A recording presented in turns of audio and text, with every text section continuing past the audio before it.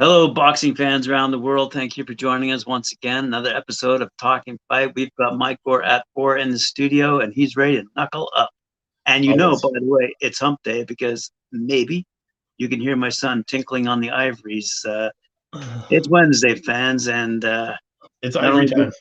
it more bang for your buck on this show. You got Mike Gore at 4 and my son tinkling on the ivories. Okay. He's slapping keys in the background. What a great musical add to the show today. I wonder, it's wonderful. We always love it. We do. All right, it's hump day.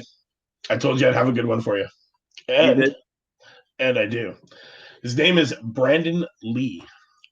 Not to be mixed up with Bruce Lee's son. Okay. Half Korean, half Mexican, out of La Quinta, California. He is 22-0 with 20 knockouts. Trained by his father from the age of 6, Bobby Lee. He's recently signed with D&D Boxing Promotions and managed by Cameron Duncan. Now, this kid, let me tell you about him. As much as he's a prospect, I think it's time we move him to more of a contender. At 22, he's still younger than most every world champion in boxing history, but his journey has been lengthy. He was a national amateur champion at 9 and was described 2 years later by The Ring, and then The Ring is the big thing, by The Ring as a boxing prodigy.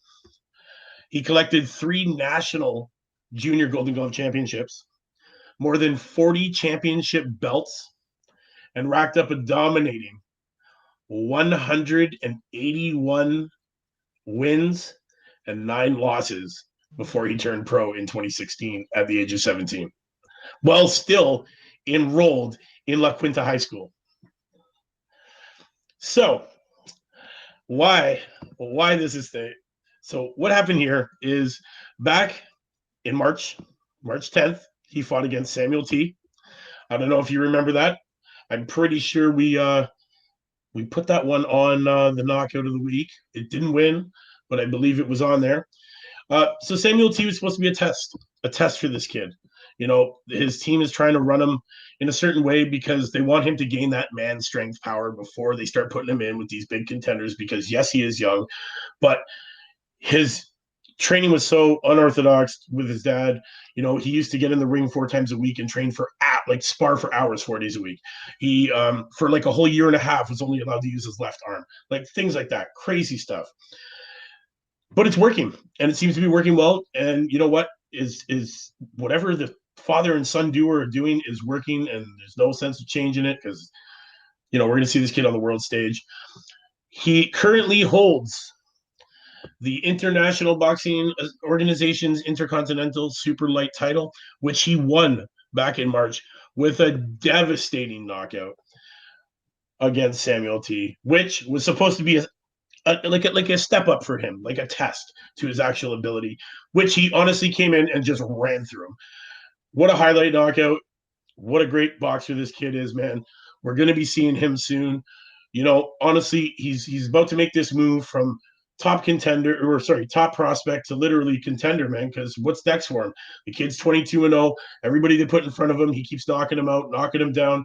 He's finished all but 2 of the fights going the distance. Like, the kid is a knockout artist. He is a true knockout artist. He finishes, he's small, he's super welter, tiny guy. He's only 5'7", 5'10", he's got 71-inch reach, but he hits like a truck, man, for such a small guy.